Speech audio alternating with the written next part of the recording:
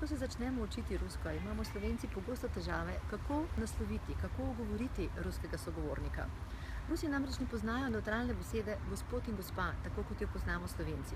Torej, gospod in gospa sta v ruščini gospodin in gospaža, vendar sta pretežno vezana bodisi na priimek, torej, če bi želeli ogovoriti predsednika Putina, bi rekli gospodin Putin, gospaža Putina, bodisi mora biti povezano za neko funkcijo, gospod direktor, gospod predsednik, gospodin prezident in tako naprej.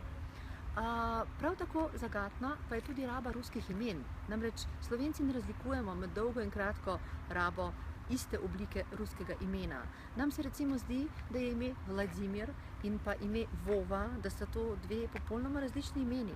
V resnici pa gre za kratko obliko besede Vladimir in za njeno neformalno uporabo v neformalni situaciji.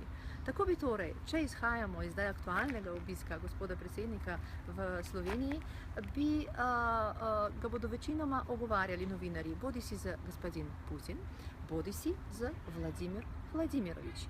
Namreč, dolga oblika imena in očetovo ime, izpeljanka iz očetovega imena Vladimirovič, je ravno tako univerzalna, nevtralna oblika vikanja v ruščini, ki velja tudi za gospoda predsednika.